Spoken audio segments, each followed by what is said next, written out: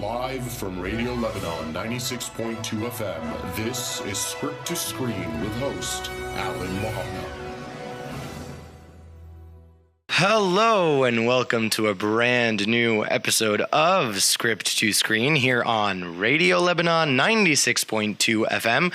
I'm your host Alan Mehanna as usual, and joining me in the studio is a one-of-a-kind gal. I'm very excited for this guest because, you see, sometimes you have a guest in mind and you have a person in mind that you want to have on a show like this because, again, this show is a platform for young, independent filmmakers and actors who are kind of working within the Lebanese industry to make it better, to make it more evolved.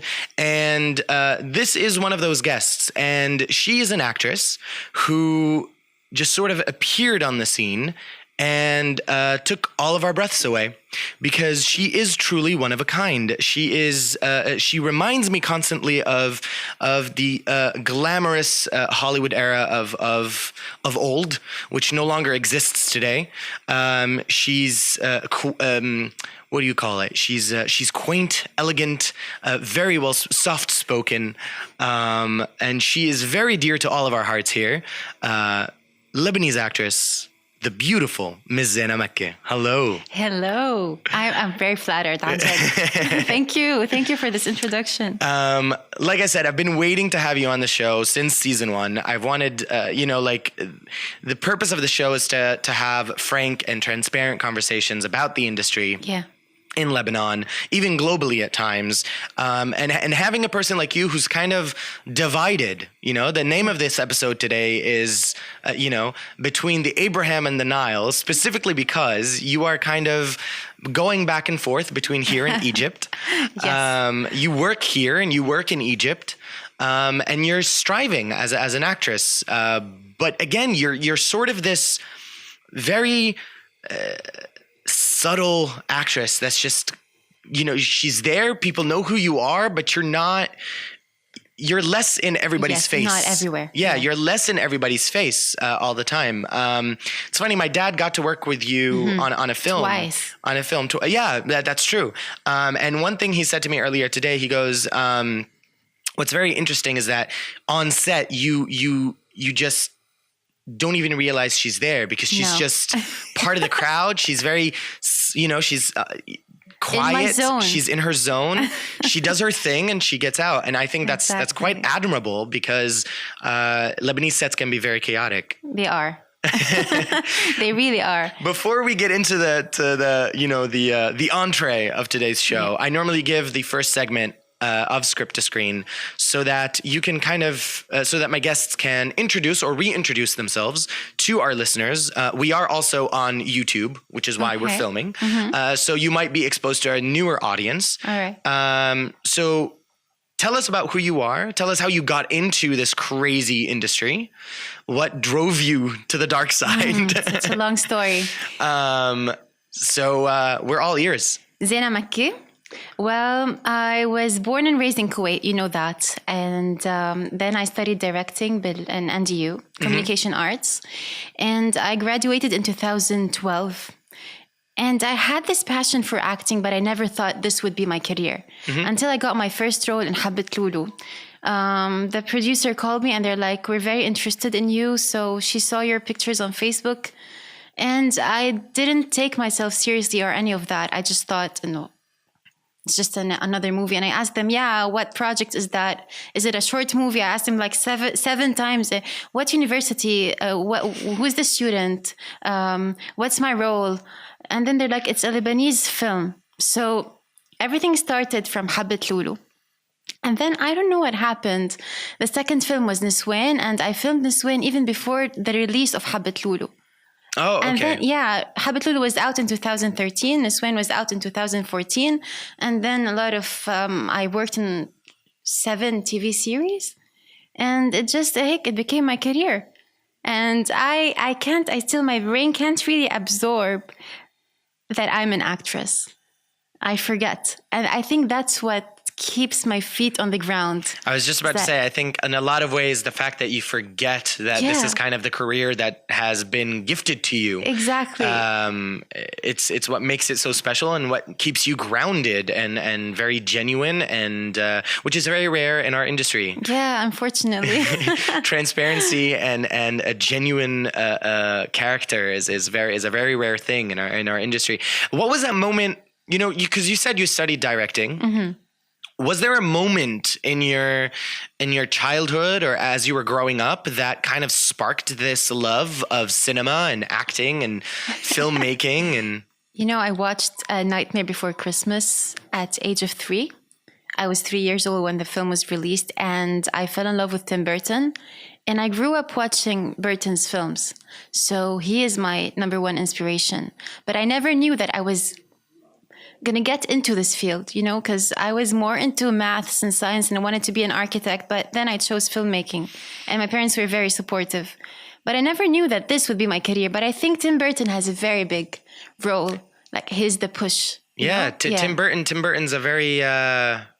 is a very interesting director. It's weird. You mentioned Tim Burton now, and I'm sitting there looking at you, and I'm like, you could so be in one of his films, because he has a lot of these very, like, again, dainty, quaint, soft-spoken female characters that he loves to just, give layers to and complexities to, and I would love to work with him, Amjad. Oh wow. Yeah, I think that would be kind of amazing. Even my senior film, my graduation project, was inspired by him.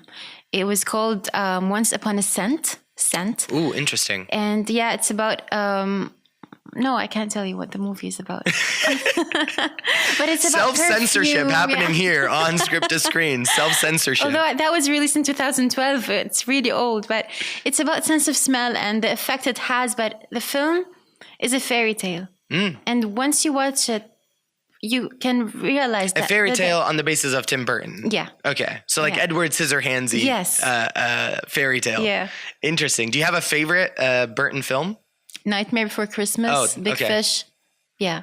Big Fish is huge. It's right up there. It's fantastic. And Nightmare Before Christmas is I'm starting to realize how many people actually like the film. I thought I was one of the very few people that actually enjoyed it. And Jack Skellington is my crush. I still have a crush on him. I have a crush on a skeleton. Interesting. Alan. Yeah. Yep. Now I can see your unity with Tim Burton.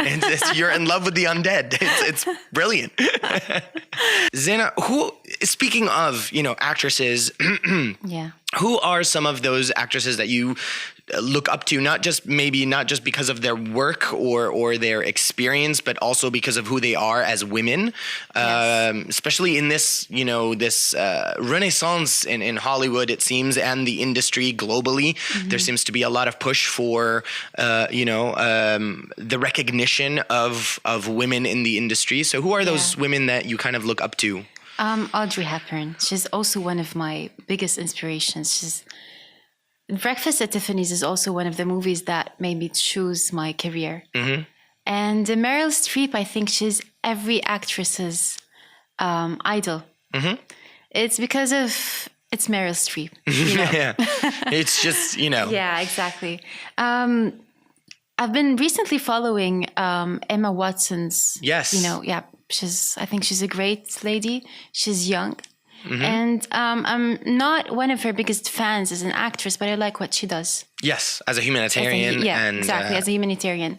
Natalie Portman, I don't know why I love her. It's just like, it's the same reason I love James Franco, although he's not the best actor, but I love him. He's just eye candy. I just watched the film. I enjoy his presence on screen. Yes. Yeah.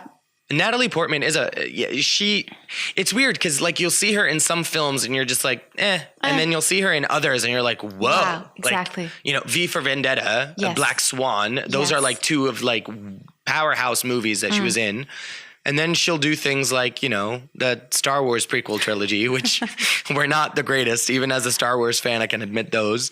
And then Are you a Star Wars fan? I'm a huge Star Wars fan. I'm not. Yeah, it's okay. It's not they're not a saga for everybody, I guess. I know. They're not a saga for everybody. Back to your work here in Lebanon. You said you've been a part of seven series? 7 series. Television series. As far as I remember. Yeah, I think they're 8 or 9 now. My mother knows. I really forget. 7 or 8. Wow. And those were all, you were all leading in leading roles? Leading or second lead roles. Okay. Or secondary roles. Yeah, secondary okay. roles. But I was leading. I was a lead role in the 3 films that I was in. Okay. But when it comes to series, to me, they are just. I search for things that are different. Right. You know. And that's very difficult in Lebanon because of, and this is something I wanted to actually talk to you about, because I feel like to a certain degree, this may have happened to you maybe a few times, the typecasting thing that occurs here. So, you know, it's like write a role and then Zeina Makki, okay, so it's this role. And they won't take a risk with, and this not just happens to you, but I feel like it happens to all Lebanese actors. You know, you won't, producers won't take a risk. They won't cast you in a role that people haven't seen you in. Yes. How is that as an actress? How do you deal with that? I stopped taking roles. Oh, okay. Well, yeah, This is what I did That's last the year. easiest way to fight back. It's not. It's actually, no, it's very difficult because you have to be working. You have to be productive. And I was so depressed last year because I was chosen for similar roles. The love interest of the lead actor. She's like romantic, hopeless romantic. I need something different. Right. So I stopped working. I started working on personal projects until I got the thing that I'm currently filming, which is completely under wraps, guys. We're sorry. We're sorry. It's for her eyes only. We can't really talk about that, but it does sound very exciting. I mean, news has started popping up on social media. We know the title of it, which is right in English, The Road. The Road. Which sounds intriguing. You seem very excited for it. I am. You've done a complete makeover for it, which is very interesting. Black nails and all. But you seem very excited to have taken this role. You said that it's very different than anything that you've done. Yeah, it's she's crazy. She's crazy. She's crazy. Okay. Out of the past roles that you've done, the 8 or 7 or 8, you know, depending who you ask, 7 or 8. Or 9. Or 9. She could have done 13. We don't know. This, you know, the series that you've done in the past, is there a role in those that has stuck with you that you kind of really enjoyed playing? Yes. It's Yasmin and Darb Yasmin. It was produced by Markaz Beirut. Okay. Can you translate that? And Markaz Beirut. Okay. Yeah. I'm sorry, guys. It aired in Al Manar TV. Okay. And they were airing that in New TV, Al Jadid. Okay. I played, it's based on a true story. She's Southern. She's from South Lebanon, which is where I am originally from. Okay. So I enjoyed the character work before that, getting introduced to my own village again and where I really came from. And it was a difficult character because, you know, it's a whole different world. She was veiled and it has to do a lot. It's a true story. And my husband, she figures out later that he's an agent and he works with the enemy. Okay. And that's very intrigued and very internal work. I enjoyed working. It was interesting. Well, one last question before we go on our second musical break. It's funny how fast the episode flies on this show, but as an actress, you just said, you know, the character work before the series. I've had actors on the show before that do work on you know, TV series. They've previously said how it's difficult for them sometimes because of the fast-paced. Of course. You know, it's a very fast-paced kind of industry or work aesthetic. How do you deal with that as an actress? How on earth do you deal with that? It's really hard, Alan. That's why I would always choose films over series. You don't have enough time to work on the character before filming. You don't even have time to work on the state of mind you're supposed to be in before filming when you're on set. So you just have to put all your emotions on hold, and everything has to be ready whenever the camera is rolling. And it's very hectic. It's emotionally, physically, mentally hectic. Yeah. But you had the chance to do that for Darbil Yasmin, though. Yes, I did. Okay. Because they spoke to me 2 months before filming, and Okay. I was briefed about the character, and I did my research, and I went to South, and I already know the culture, but I wanted to sit with the people and talk to them and listen to their accent and see their traditions. So I had enough time working on that. Interesting. Let's kind of step back a little bit and talk about, we want to be frank and transparent here. As an actress who's worked in Lebanon and who's also worked in Egypt, in the MENA region, and yet in Egypt, there's no doubt a huge difference of cinematic culture between here and there. Where do you think we lack? Oh, well, I filmed one project in Egypt. Okay. And from day one, I was thinking, wow, what am I doing in Lebanon? Everything is different. Okay. Everything. The way they deal with you as an actor, the reading sessions they do before filming, which we lack in Lebanon. Usually we do that when we're just shooting a movie. But when you're filming a series, you just walk into the set and you're introduced to your love interest right on spot. And I am supposed to be in love with this person in 10 minutes. And we never met before, and we never did the reading sessions before. This is what we lack in Lebanon. And they give you your own privacy as an actor. You can also improvise. They film with 3 cameras, production-wise, everything. They have their own studios. And I was filming in a house. It was a studio, and everything was, you're not interrupted by external sounds or anything. A lot of things you have to see in order to understand. It's like one of those things, seeing is believing. Yes. It's really sad though, because, the idea of shooting 3 cameras, well, even in the US, not all television shows are shot with 3 cameras. You have one camera, 1 camera hour long series. However, the idea of a controlled set exists, and we don't have that here. No, we used to, because I know that for a fact because of when my dad used to act here, back in the day of, Télé Liban and studios. Yeah. And, my dad used to tell me they used to finish an episode a day. Wow. Because of the controlled set. You would come, boom, boom, boom. You're in, you're out. There's no stopping. There's no... Here's another tough question for you. The difference is, I think, and this is an assumption on my end, but correct me if I'm wrong. There's definitely more of a leadership on set in Egypt, is there not? Yes. Okay. So the ship ain't sinking, is what I'm saying. That's embarrassing, Haram. Yeah. Well, no, you know what? Again, this is why I did this show. This is why the show is here. Because, again, one of the things that I wholeheartedly believe in is, the first step in fixing the problem is admitting that there is one. Of course. And if we're not talking about our problems, nothing will be solved. Nothing will be solved. And I've been on set with my father countless times. I've acted a few times, and there never seems to be a leader or, let's name that person by their actual title, director.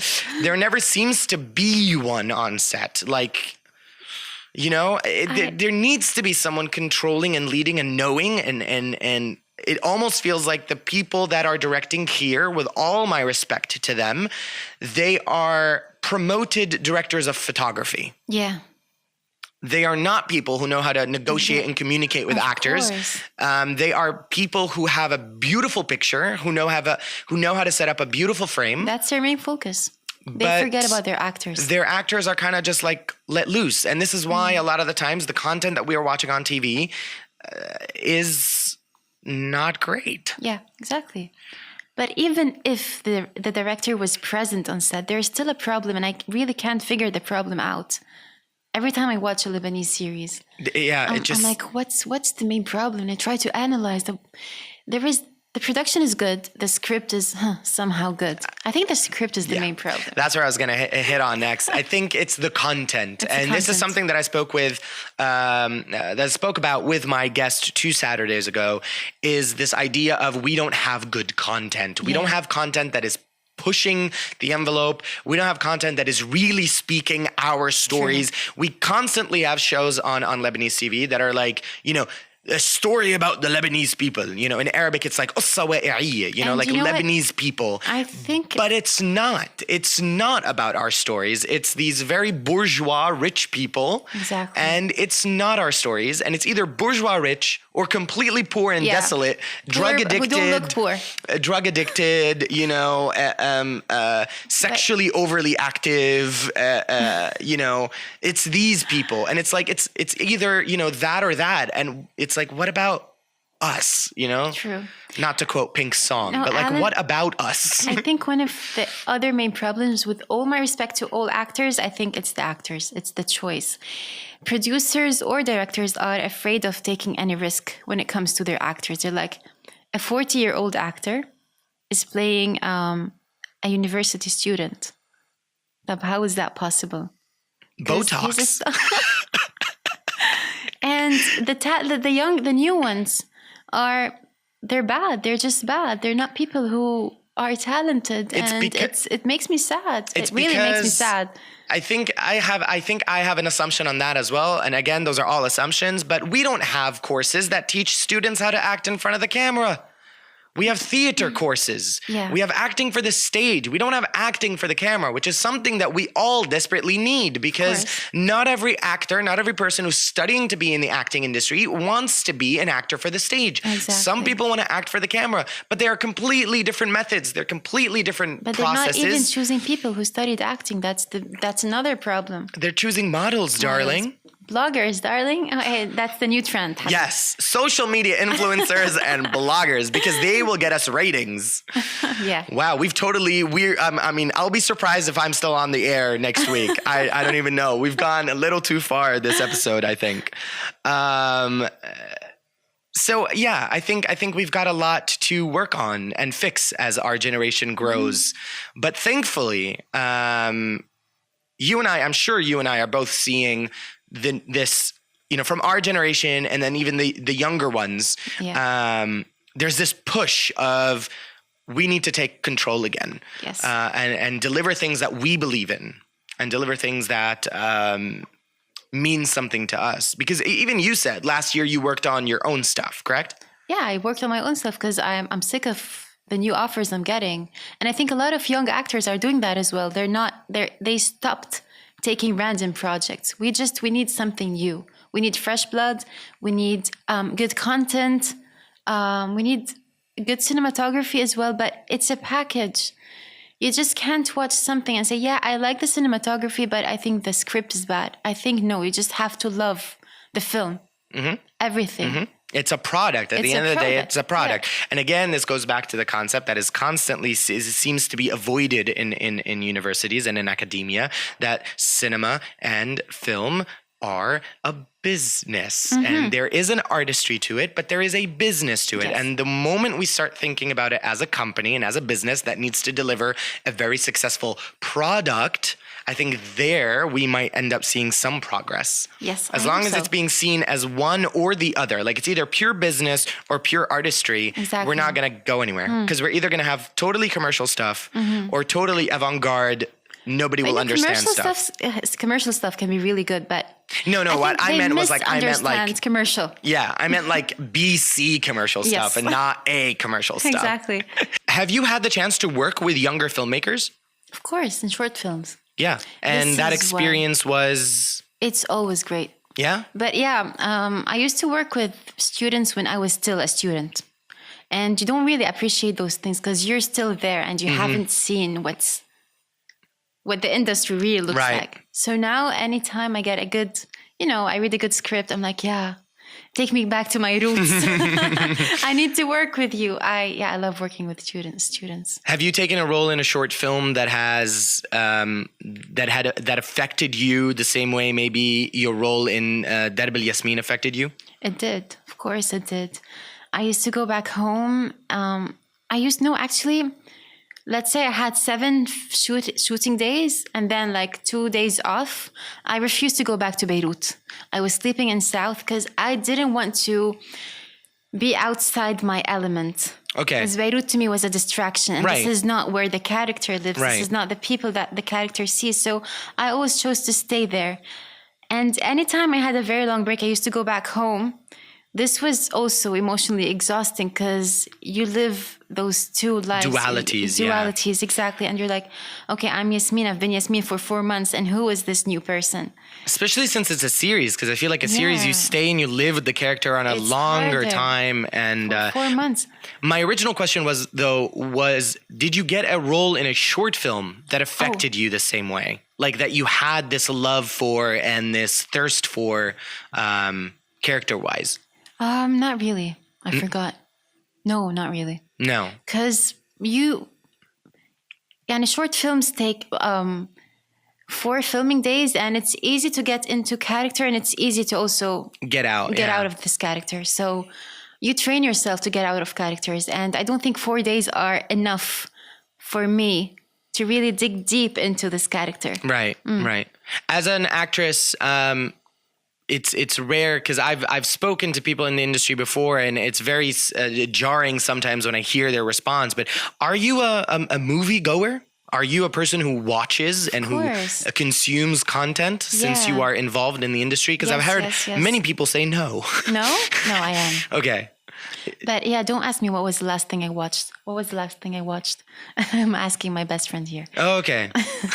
I don't remember because I've been shooting the series and I've been, I don't remember. But I am a moviegoer. Okay. And are you a series watcher as well? No. No, not a series watcher. No. Just a moviegoer. Just a moviegoer. Interesting. Okay. Eventually we'll have to convince you otherwise, because I feel like if you're looking for complex characters, it's television where you need to go and not cinema. I know. Everyone tells me that. You're missing out. You are very much missing out. Very much missing out. Okay. Well, we're going to go ahead and jump into the rapid fire segment, because I almost feel like it's not going to be a rapid fire segment, because we're going to talk about your answers. Okay. And it gives us enough time. It's like, it gives us enough time to have the luxury of doing that. So we're going to go ahead and start. Okay. And the first question is, what is the film that you would defend for all time? Defend. The Insult. Ooh, interesting. Don't ask me why. Defend how so? Well, you know how so. Not everyone. You know why. I don't want to talk about it. Yeah. Do I? Yes, I love this movie. And regardless, whatever reasons that made Ziad Douairi go to Palestine wherever, yes. and whatever and film, I would still support him. Okay. Cool. Number 2, if your life could be defined as a film, I almost feel like I know the answer to this one. Yeah. If your life could be defined as a film, what film would it be? I don't even know the answer. Really? It's a lot of things. And my life is a roller coaster, على فكرة. يعني everyone looks at me and they're like, wow, and you're too calm and everything's good.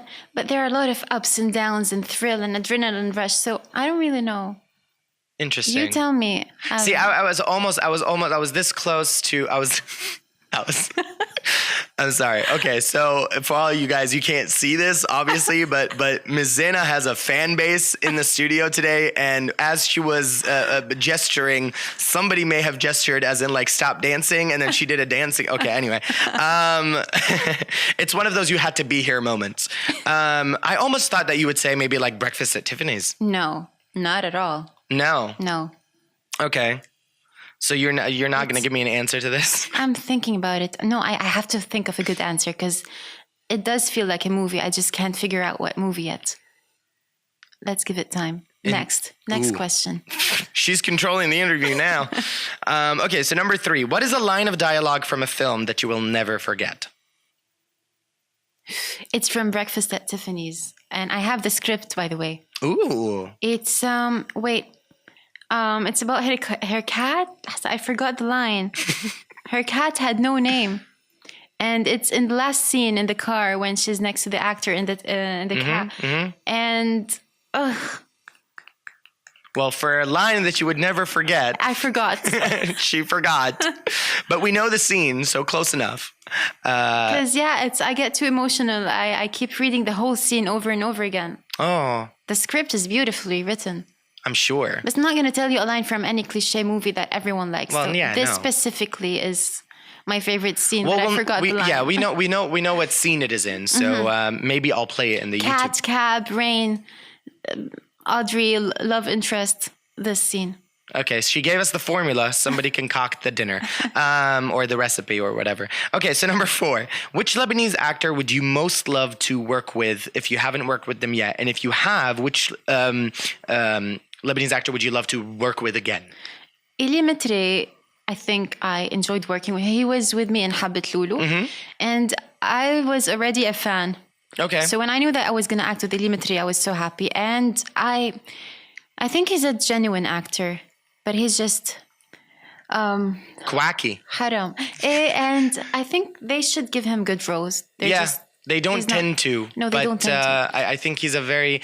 I got to see him on stage in a play with Nadine Labake. And his performance in that was amazing. It's beautiful. I thought it was very raw. It was very real. And I got to see a side of Elie that I hadn't seen before. So I was... There's also the stereotype, Elie Atul. Right. He's always comedy roles or crazy roles. Player. Same, beard, crazy hair. Yep. But I think if you give him a role just like Habit Lulu, I think he was convincing. He was. Number 5. Which global actor would you like to have portray you in your own life movie? Oh, wow. Wow, I love this question. No. So who would play Zeina Makki in the Zeina Makki story? If Audrey Hepburn was alive, I would cast her. I would cast her. Anybody alive that you would cast? Are we talking about the physical similarities or whichever? It doesn't matter. Who you think would do you well? Emma Stone. Emma Stone. Yeah. Interesting. Okay. Yeah, I could see that. I could also see a little bit of I could also see a little bit of Natalie Portman. I think she could pull you off. Natalie Portman as well. I think she could pull you off. Okay. Which global director would you love to work with? Tim Burton. Tim Burton. Yeah. And Woody Allen. Woody Allen. We have so many Woody Allen fans in this country. It's crazy. Okay. Number 7. If you could have studied any other field other than your profession, what would it have been? Architecture. Mm-hmm. Are you still a fan of architecture? Yes. I mean, I follow you on social media. I know how many times you take pictures of buildings and locations and windows and. It's never too late, Alan. I think mid-30s I'm going to start, a different career somewhere else, and I might be an architect at 44. Yeah, who knows? Why not?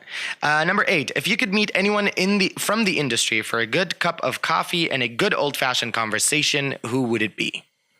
In Lebanon? Globally? Anyone in the industry. Anywhere. Woody Allen. Okay. I was in New York last year and on my birthday, and I was like, if I want to meet someone or bump into anyone, that would be him. And I saw his apartment while strolling down the streets. And how crazy. And a random guy was like, hey, by the way, this is where Woody Allen lives. And I just stood there for 15 minutes. And then I sat on the bench for 2 hours just in front of his building. Hoping you would run into Woody Allen. That's a movie in and of itself. Copyrighted, script to screen. We're writing the script. Okay.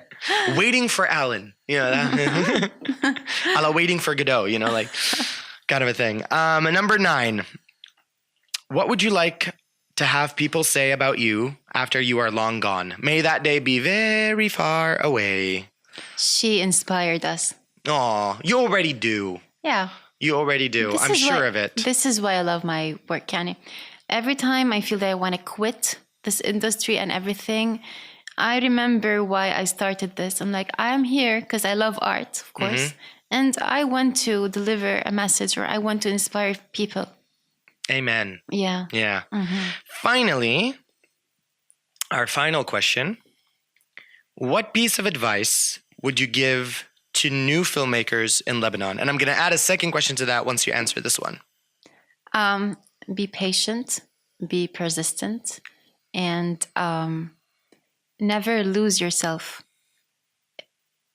So if we wanted to make it a tagline, it would be patient, be persistent, be you. Be you. Brilliant. Yeah. I like it. Yeah. I like it. 'Cause we need a lot of that here. Yeah, of course. We need a lot of that here. Because, can I say, yeah. Yeah, go ahead. Unfortunately, they absorb your energy while filming, and you can give up easily. And it's just a lot of noise and chaos. It's consuming. It's consuming. It's consuming. Yeah, you're right.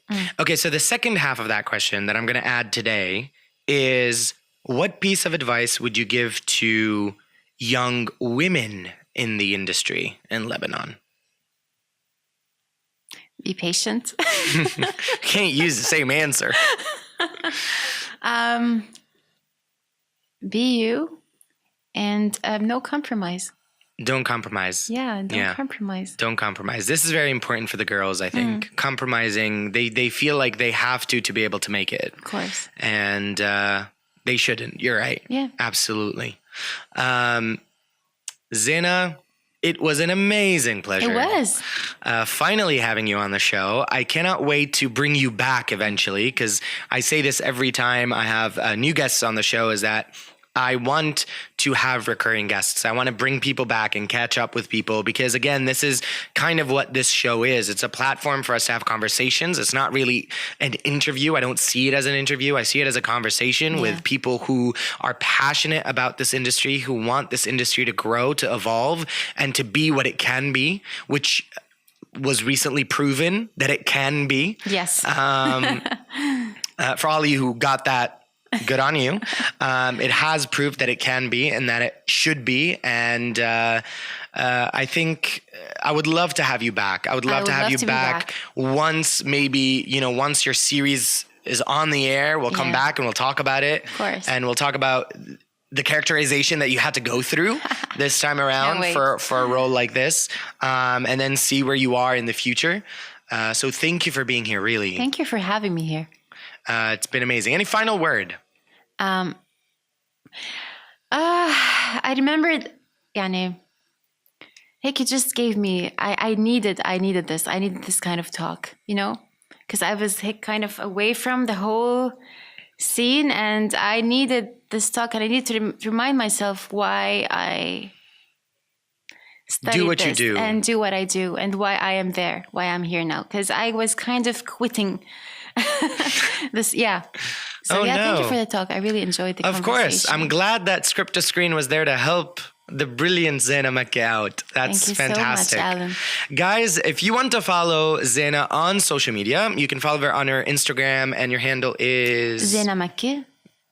Any special spelling? Zeinah. Okay. Makki. Okay, and I'll put it up on the screen for anybody who is watching on YouTube. And you can always follow me on Alan Mehanna Official on Instagram. Please make sure you are subscribing onto our YouTube page on Apple Podcasts and Anrami, where we are we're broadcasting, or not broadcasting, but you get the episodes a week late.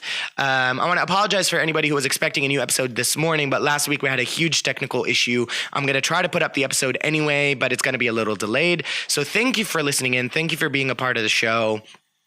So many new plans coming up soon, and I can't wait to share those with you guys as well. Zeina, again, thank you so much for being here. It's been a wonderful, wonderful time. And as always, I like to end the show the way that with something that my teacher back in uni taught us, and I wholeheartedly believe in. We kind of talked about something that he taught us too, the idea of a group effort and community and all that stuff. We talked about that earlier. He used to say it takes a village to make a movie. So it's kind of that sort of thing where everybody's working together for one product. So we kind of mentioned something a little earlier, something that he said, but this is what I like to end the show with. I like to end the show with a statement that he used to tell us all the time. And every once in a while, I'll have a conversation with him on Facebook and he'll remind me of the statement. And the statement is, be humble and be ready. Because in this industry, especially in this country, in Lebanon, again, we spoke about it consuming you. Fame can easily come to your head. And our egos in Lebanon don't take a lot to grow. So the idea of being humble and being ready is something that I truly believe in. I truly believe that you should always be humble, but always be ready to take on your next challenge, to take on your next role, no matter how crazy it is. So I am very thankful for him for kind of teaching us this and telling us this. So once again, I want to thank you all for being here. We're going to cut out a little earlier today, but I'm going to leave you with a track before the theme song of the show. We're going to leave you with a track. So thank you for joining us. Again, follow us, subscribe, like, and we'll see you again next week. Same time, same place here on Radio Lebanon 96.2 FM. Script to Screen, Mehanna, Zeina Makki. See ya.